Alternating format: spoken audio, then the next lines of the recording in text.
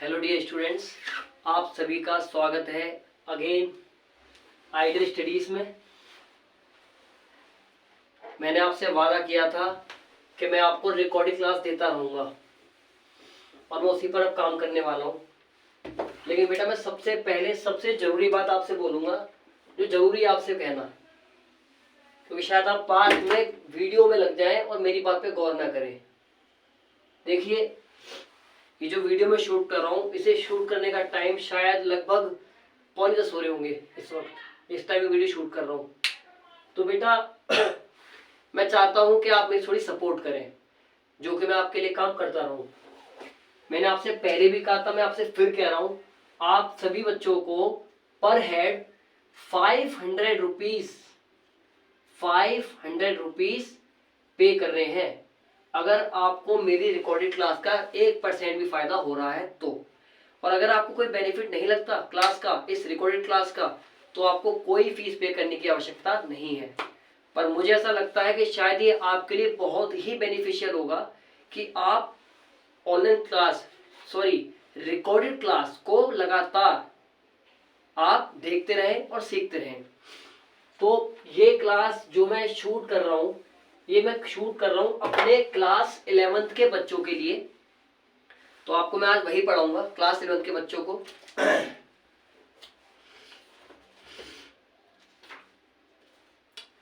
तो बेटा, आज हम शुरू करने जा रहे हैं एक नया चैप्टर, जिसका नाम है डेप्रीसिएशन।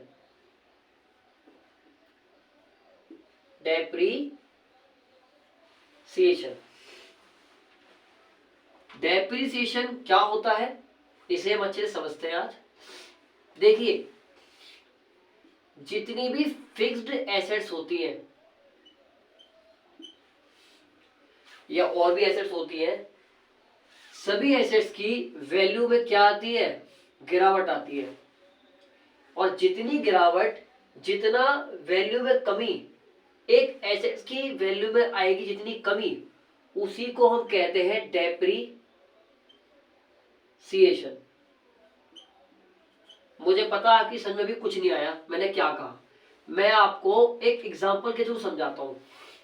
मान लीजिए आपने एक नया सेलफोन खरीदा, आपने एक नया सेलफोन परचेज किया, और मुझे तो ऐसे बनाना आता भैया। तो देखो, आपने एक सेलफोन परचेज किया। आपने जब ये नया सेलफोन परचेज किया होगा, तो ये मान लेते हैं आपको पड़ा 10,000 रुपीज का। लेकिन आप अच्छे से जानते हैं, ये जो फोन आपको 10,000 रुपए का पड़ा है, और आपने परचेज किया 2014 में। अगर आप इस फोन को सेल करते हैं 2016 में, तो मुझे बताइए, क्या ये आपका जो फोन है ये 10,000 का सेल हो जाएगा? 2 साल बाद क्या आपका फोन 10,000 रुपए का सेल हो जाएगा बच्चों? आपका जवाब होगा नहीं सर, ऐसा तो पॉसिबल नहीं है कि ये हमारा 10,000 का फोन 2 साल बाद इतने का बिक जाए। हम सभी जानते हैं, मार्केट में एक बात सिंपल सी रहती है फोन के मामले में, कि भैया जैसे ही फोन निकला कंपनी से बाहर, उसके रेट आधे हो जाते हैं, ऐसा सुनते हैं। इसी तरह से 2 साल में भी ये मान सकते हैं कि फोन की वैल्यू शायद कितनी रह जाएगी? 8,000 रुपए। अरे ये क्या हुआ? 2 साल बाद इसकी वैल्यू में 2,000 रुपए की कमी कैसे आ गई? जब ये 2014 में मैंने परचेज करी थी ये फोन, सेल फोन, जब हमने 2014 में परचेज किया था, तो ये 10,000 का था। तो ये अचानक 2016 में इसकी वैल्यू 8,000 कैसे हो गई? इसकी वैल्यू में जो बेटा ये कमी आई है, 2,000 रुपए की जो ये कमी आई है, इसी को कहा जाता है डेप्रीसिएशन।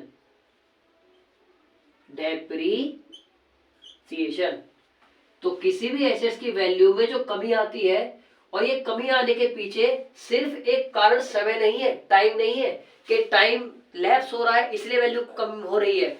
और बहुत सारे रीजन होते हैं। मैं आपको बताता हूं कौन कौन से रीजन होते हैं जो किसी एसेट्स की वैल्यू में कमी आती है। आप सभी बच्चे एक काम करेंगे, मैं जितनी चीजें आपको यहाँ पे पढ़ा रहा हूं, आप जो मैं आपको सिखा रहा हूँ स्क्रीनशॉट लेकर उन्हें नोट डाउन कर लेना कॉपी में, बेटा आपको बहुत बेनिफिट होगा। अब देखो यहां पर क्या क्या रीजन होते हैं जो किसी एसेट्स की वैल्यू में कमी आती है। पहला जो रीजन होता है वो होता है ड्यू टू लैप्स या फिर एफ्लक्स, या फिर एफ्लक्स ऑफ टाइम भी कहते हैं। एक एसेट्स की वैल्यू में जो कमी आती है उसके पीछे पहला कारण है लैप्स या एफ्लक्स ऑफ टाइम। सिंपल सी बात है, जब भी कोई चीज भाई पुरानी हो जाती है तो उसकी वैल्यू में कमी आती है, और उसी वैल्यू को हम क्या कहते हैं, डेप्रिसिएशन। और क्या कारण होगा, due to obsolete technology, due to obsolete technology. तो टेक्नोलॉजी पुरानी होने की वजह से भी एसेट्स की वैल्यू में कमी आ जाती है। एग्जाम्पल के तौर पर भाई अगर हमने अभी जो फोन खरीदा है वो है आपका 4G, और आप देखेंगे अब मार्केट में आ चुके हैं 5G, और भैया 5G के आने के बाद से 4G की वैल्यू मतलब ऑटोमेटिकली कम हो चुकी है। तो टेक्नोलॉजी में जब चेंज आता है ना बेटा, तो ऑटोमेटिक वैल्यू कम हो जाती है। और एक रीजन होता है इसके पीछे, एक रीजन हो गया भाई समय बीतना, एक रीजन हो गया ऑब्सोलीट टेक्नोलॉजी, और एक रीजन क्या हो सकता है, इसके मेनली 3 रीजन होते हैं। जो इसका थर्ड रीजन है वो है due to wear and tear, due to wear and tear. Wear and tear होता है टूट फूट। भाई हम किसी एसेट्स को जब एक जगह से दूसरी जगह लेकर जाते हैं तो उसकी एसेट्स में भाई, अब जैसे मान लो हम कोई भी चीज, फर्नीचर है, जब उसे बार बार कहीं से कहीं लेकर जाएंगे तो उसकी वैल्यू में क्या आ जाएगी, कमी आ जाएगी। और आप देखते हैं कि जो बंदे रेंट पे रहते हैं, जो फैमिली रेंट पे रहती है, वो बेचारे रेंट पे कभी कहीं चलते रहते हैं, तो उनके पास जो एसेट्स होती हैं, जैसे उनका बेड होता है, उनका फ्रिज होता है, उनका सोफा होता है, वो जगह जगह जाने की वजह से कई जगह से टूट फूट जाता है। इस वजह से भी एक एसेट्स की वैल्यू में कमी आती है, जिसे हम कहते हैं due to wear and tear. तो आपको अच्छे से पता लग गया होगा कि डेप्रिसिएशन क्या होता है और ये किस पे लगता है और किस तरह से एक एसेट्स की वैल्यू में कमी आ जाती है। ठीक है बच्चों, चलो आगे देखते हैं। अब ये जो कमी आ रही है इसे हम कैलकुलेट कैसे करें।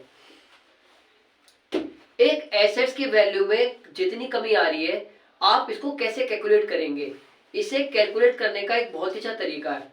उस तरीके को सीखने के लिए आपको 3 कंटेंट को अच्छे से समझना होगा। देखते हैं वो क्या है कंटेंट। तो सबसे पहली चीज जो हमें समझनी है बच्चों, देखो पहली चीज क्या है आपको समझनी है, कॉस्ट ऑफ एन एसेट्स। आपको cost of an assets calculate करनी सीखनी होगी कि किस तरह से cost of an assets calculate की जाती है। बहुत सिंपल होता है। मान लीजिए आप एक मशीनरी खरीद कर लाए हैं, कॉस्ट प्राइस उसने बताया कि भैया आपकी मशीनरी है 80,000 रुपए की। आपको कॉस्ट प्राइस कितना बताया मशीन का जब आप लेने गए, खरीदने गए, कि भैया 80,000 की मेरी मशीन है, और हमसे कह रहा है कि इसको आपके मैन्युफैक्चर प्लेस तक पहुंचाने में, या जहां पर आपका प्रोडक्शन हाउस है वहां तक इस मशीन को पहुंचाने में जो खर्चा होगा वो हमें पे करना पड़ेगा। इसे हम मान लेते हैं कैरियज इनवर्ड। इसे कैरियज इनवर्ड भी कहते हैं या फिर फ्राइट भी कहते हैं। भाड़ा सिंपल होता है, भाड़ा। मशीन को जहां से हमने खरीदी है वहां से अपने प्रोडक्शन प्लेस पर पहुंचाने में जो किराया हमें पे करना पड़ रहा है उसे हम कहते हैं कैरियज इनवर्ड या फ्राइट। मान लीजिए वो हमें पे करना पड़ रहा है 1,000 रुपए, और मशीन को इंस्टॉल कराना पड़ेगा। आपने देखा होगा आप एसी को भी क्या कराते हैं, इंस्टॉल कराते हैं घर में जब लेकर आते हैं। इसी तरह से आपको मशीन को भी इंस्टॉल करना पड़ता है, उसका बेस बनता है और उस बेस में ही मतलब उसकी सेटिंग होती है। तो ऐसे खर्चों को हम कहते हैं इंस्टॉलेशन एक्सपेंस। मान लीजिए इंस्टॉलेशन एक्सपेंस हमारे पे किए हमने 19,000। तो बेटा जब हमें cost of an assets calculate करनी होती है तो आप ध्यान रखना, एक तो हमें कितने की मशीन पड़ी, उस पे हमने कौन कौन से खर्चे किए, उन सभी को प्लस करने पर आपकी निकल कर आती है कॉस्ट ऑफ एन एसेट्स। देखिए 80,000 रुपये का तो कॉस्ट प्राइस पड़ गया, आपको उसे लाने में 1,000 रुपये किराया देना पड़ा, और आपको इंस्टॉलेशन कराने में 19,000 रुपये पे करने पड़े। तो आपको एसेट्स कितने की पड़ गई, आपको ये एसेट्स पड़ गई भाई 80 और ये 20, तो आपको 1,00,000 की एसेट्स पड़ चुकी है। इस तरह से हम कैलकुलेट करते हैं कॉस्ट ऑफ एन एसेट्स। मैं बता रहा हूं डेप्रिसिएशन के लिए आपको पता होना चाहिए किस तरह से cost of an assets calculate की जाती है। इसके अलावा आपको जो चीज समझनी है उसे देखते हैं जरा। जुकाम बहुत भयानक हो रहा है आज, एक तो ठंड इतनी पड़ रही है जिसका कोई जवाब नहीं। तो बेटा डेप्रिसिएशन को अगर समझना है तो आपने पहला जो कंटेंट सीख लिया वो है cost of an assets, cost of an assets. इसके बाद में आपको जो दूसरी बात समझनी है वो समझनी है एस्टिमेटेड यूजफुल लाइफ।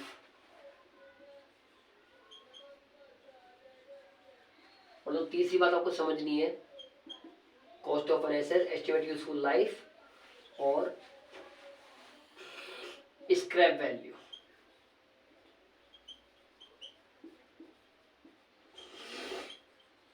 या इसे कहते हैं रेसिडुअल वैल्यू। तो आपको ये तो क्लियर हो गया कॉस्ट ऑफ एन एसेट्स क्या होती है। अब आपको सीखना है what is estimated useful life and scrap value या फिर रेसिडुअल वैल्यू। चलो सबसे पहले हम समझ लेते हैं ये क्या है एस्टिमेटेड यूजफुल लाइफ। कोई बड़ी बात नहीं समझना है, सिंपल सी बात है भैया। आप एक नई मशीन लेकर आए हैं और वो आपकी मान लीजिए 1,00,000 रुपए की अभी मैंने कैलकुलेट की थी ना, कॉस्ट ऑफ एन एसेट बैठी थी 1,00,000, रेंट वेंट और इंस्टॉलेशन को लगा लगू के उसकी जो टोटल कॉस्ट पड़ी थी वो कितनी बैठी थी 1,00,000। अब हम अपने दोस्त से पूछ रहे हैं, मान लो मेरा नाम है राहुल और मैंने ये मशीन खरीदी है 1,00,000 रुपए की, और मैं अपने फ्रेंड से पूछ रहा हूं, मेरे फ्रेंड का नाम है रोहन, मैं रोहन से पूछ रहा हूं भाई ये मैंने मशीन 1,00,000 की खरीदी है, तुझे क्या लगता है कितने साल चल जाएगी। तो रोहन जो अंदाजा लगा रहा है कि ये मशीन मैक्सिमम इतने दिन चल जाएगी, उसी को कहते हैं एस्टिमेटेड यूजफुल लाइफ। एक मशीन की वो लाइफ जितना वो मैक्सिमम चल सकती है।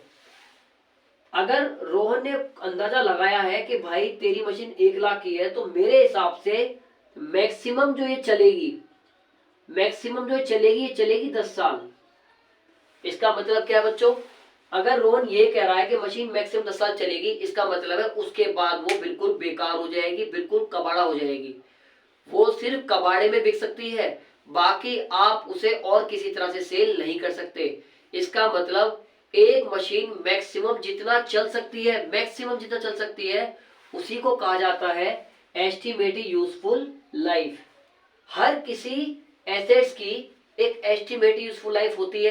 कोई भी आइटम हो, जैसे मान लीजिए एक बेड है, एक अंदाजा आप लगा सकते हैं कि भाई एक बेड 20 साल 30 साल मैक्सिमम चल जाएगा।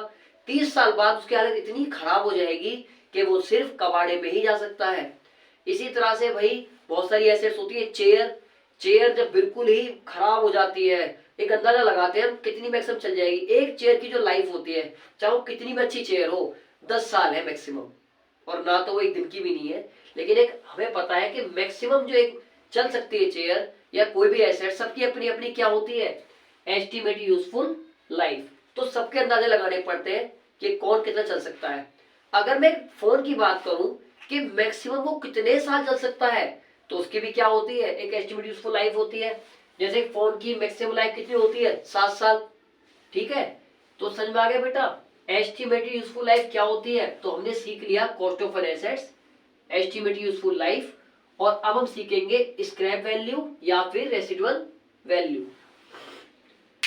सिंपल सी बात है, एक आइटम की एक एसेट्स की जो मैक्सिमम लाइफ होती है, उसके बाद वो जितना कबाड़े में बिकेगी, कबाड़े में जो उसकी वैल्यू होगी जाने की, उसी को हम कहते हैं स्क्रैप वैल्यू, रेसिडुअल वैल्यू, कबाड़े की कीमत। मान लीजिए एक फोन का हमने अंदाजा लगाया, उसकी एस्टिमेटेड यूजफुल लाइफ हमने लगाई कि ये 7 साल चलेगा, उसके बाद बिल्कुल डब्बा हो जाएगा, बंद हो जाएगा, ये किसी काम का नहीं होगा। उस वक्त पे वो अगर 100 रुपए का बिक रहा है, 50 रुपए का बिक रहा है, तो वही कहलाती है स्क्रैप वैल्यू या फिर रेसिडुअल वैल्यू। तो बेटा अगर आपको डेप्रिसिएशन कैलकुलेट करना है तो उसके लिए आपको cost of an assets, estimated useful life, scrap value या फिर रेसिडुअल वैल्यू आपको अच्छे से क्लियर होना चाहिए, तभी आप अच्छे से डेप्रिसिएशन कैलकुलेट कर सकते हैं। तो अब मैं ये एज्यूम कर रहा हूं कि आपको अच्छे से इन तीनों का मतलब समझ में आ गया है। चलिए तो अब डेप्रिसिएशन कैलकुलेट करते हैं।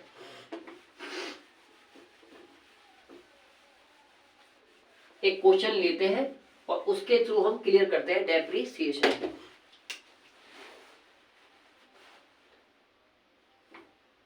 कॉस्ट प्राइस है मशीन का 80,000,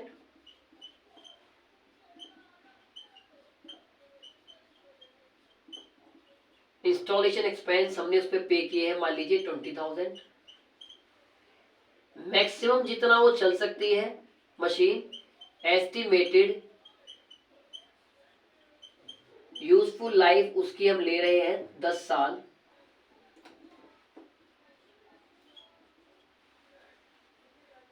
और उसकी स्क्रैप वैल्यू, कबाड़े में 10 साल बाद वो बिक सकती है, वो वैल्यू उसकी हम ले लेते हैं 20,000। चलो 20,000 नहीं लेते, हम लेते हैं 10,000। इन सब की मदद से हम पता लगा सकते हैं कि कितना डेप हर साल मशीन पे लगना चाहिए, उसकी मशीन में हर साल कितनी कमी करनी चाहिए। ये फॉर्मूला होगा बेटा डेप्रिसिएशन अमाउंट निकालने का। फॉर्मूला होगा cost of an assets minus scrap value upon में एस्टिमेटेड यूजफुल लाइफ। ये आपका निकालने का तरीका है डेप्रिसिएशन की amount. Cost of an assets minus scrap value upon में एस्टिमेट यूजफुल लाइफ। तो मैंने आपको सिखाया था कॉस्ट ऑफ एन एसेट जब हम कैलकुलेट करते हैं, कॉस्ट ऑफ एन एसेट्स जब हम कैलकुलेट करते हैं तो हम क्या करते हैं बेटा, ये जो कॉस्ट प्राइस है 80,000 और जो इंस्टॉलेशन एक्सपेंस है 20,000, इन दोनों को ऐड कर देते हैं तो क्या निकल के आती है कॉस्ट ऑफ एन एसेट्स। जितना खर्चा मशीन को लाने में हुआ, जितने की मशीन पड़ रही है, टोटल कर लो 80,000 20,000, तो कितनी कॉस्ट ऑफ एन एसेट्स है वैल्यू 1 लाख। तो भैया जो मशीन हमें पड़ी है वो 1 लाख रुपए की पड़ी है, माइनस क्या करना है स्क्रैप वैल्यू। कबाड़े में कितने की बिकेगी 10 साल बाद, 10 साल बाद कबाड़े में आप उसे बेच सकते हैं 10,000 की, इसे हटा दीजिए और माइनस कर दीजिए, सॉरी माइनस नहीं डिवाइड कर दीजिए 10 से, क्योंकि एस्टिमेट यूजफुल लाइफ है इसकी 10 ईयर। 1 लाख माइनस 10,000 तो आपका है 90,000 अपॉन में 10। इसका मतलब जो आपको डेप्रिसिएशन चार्ज करना है हर साल वो होगा 9,000। हमें हर साल मशीन की वैल्यू पर 9,000 का डेप चार्ज करना चाहिए। तो बेटा इस तरह से हम चार्ज करते हैं डेप्रिसिएशन। तो मेरा एक छोटा सा डेमो था कि किस तरह से मैं आपकी रिकॉर्डेड लेक्चर आपको देने वाला हूं, इस तरह से मैं आपको समझाऊंगा और मुझे पूरा विश्वास है कि मेरे सारे बच्चे बहुत अच्छे से समझेंगे टॉपिक को। ऑल द बेस्ट डियर्स, मेहनत करते रहिए, तैयारी करते रहिए और भैया आपके साथ हमेशा बने रहेंगे। पर बेटा आपकी जो मुझे सपोर्ट चाहिए वो आपको करनी है। जो मैंने वीडियो की स्टार्टिंग में आपसे कहा था कि सिर्फ 500 रुपीज पे करने पर आपको सारे चैप्टर्स के रिकॉर्डेड लेक्चर यूट्यूब के थ्रू मिलने शुरू हो जाएंगे। All the best, bye bye बच्चों।